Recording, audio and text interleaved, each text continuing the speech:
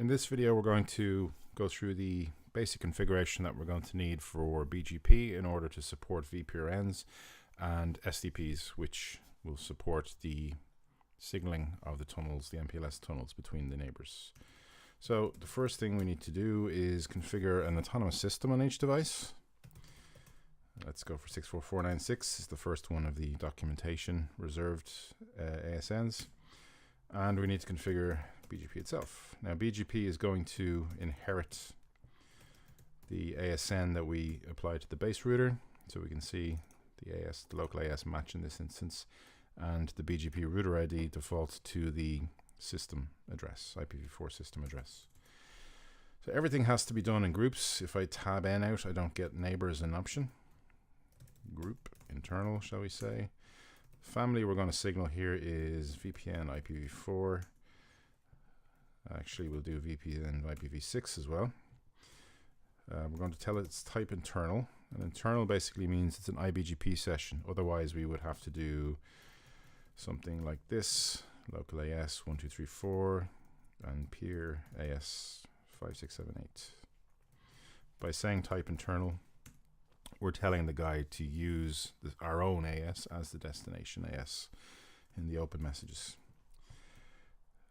We want to say next hop self as well, so that anything that comes in, the next hop is changed from the point-to-point link, and neighbor 192.0.2.3 and 192.0.2.4, which are going to be our route reflectors. So the config itself is pretty straightforward for BGP, and this is as complicated as you should expect to see in the NRS2 lab. The autonomous system 64496 again has to match, unless we're going to play around with the configs, and we don't want to do that because we don't need to do that. And BGP config is going to be the same, so we say group internal, let's call it internally just to show its irrelevance to the peers, and we throw that in there. So that's our two clients configured. Because they are clients, they don't need any route reflector specific configuration.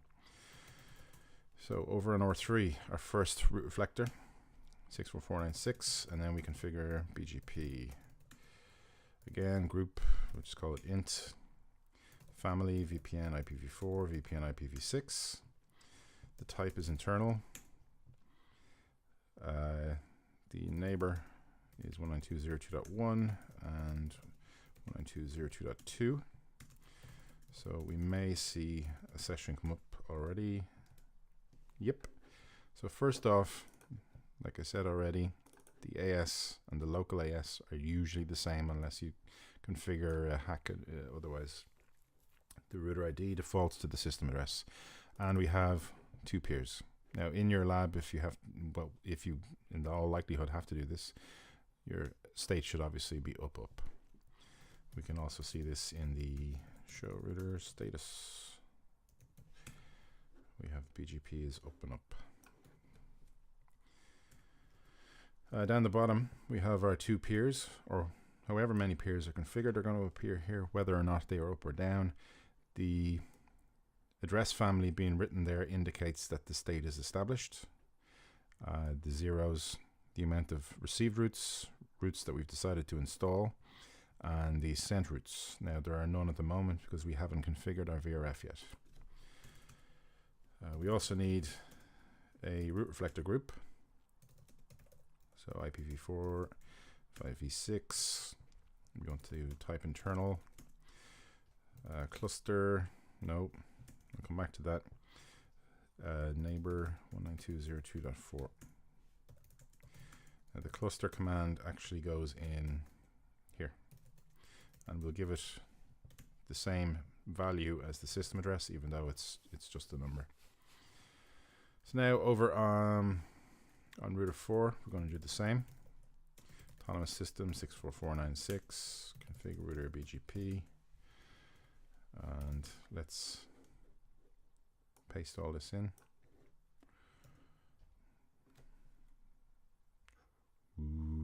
Right, so this error here, if you see that in the exam, it just means you need to change the chassis mode to support it. So configure system chassis mode D. D is the highest, and it pretty much supports all the advanced protocols. So let's try that again. Let's not paste that in for sure.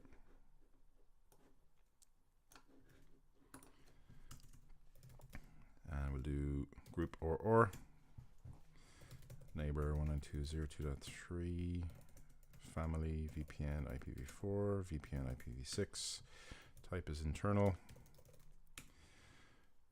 Okay, now what do we see here in the configuration that is of interest? The cluster ID hasn't changed because I've pasted that straight in. Now that is not ideal from a design perspective because it removes some of the redundancy out of the network, but it's perfectly fine for our circumstances. Both are going to consider a cluster loop if they receive a prefix from one of the clients through the other root reflector neighbor, namely router 3 from R4's perspective. So now we should have BGP up between the 3 routers. Yep. So here's our root reflector buddy. Notice no difference whatsoever in the output. And routers 1 and router 2 both in an established state. So if you want to see the state, we can look at the neighbor specifically, and you'll see here the state is established. The last problem, right? So the last event was we received a keep alive, which is normal, right? We're expecting to receive them. Unrecognized error. This will say something like admin disabled or admin shut down, or a failure in the TCP session, something like that. And here are the address families that we've successfully negotiated. Preference for BGP in SROS is 170, and no cluster ID between 3 and 4. Hooray. So that's BGP done. We need to do our SDPs between the PE routers. So 3 and 4 are our P routers. We're going to go between 1 and 2. We have ICMP connectivity. We're going to create an SDP, and let's call it 201. Hopefully I haven't got this already. MPLS create, because the default is GRE. Far end 192.02.2, system address of your remote router. We're going to use LDP because what's the point in configuring a tunnel unless we have to? And we know shut. Same thing over here, SDP 102. Create. Far end 192.02.1, LDP, no shut. So that should come up. There you go. And it's ready to carry services. So I'll end this video now, and the next one will look at service configuration.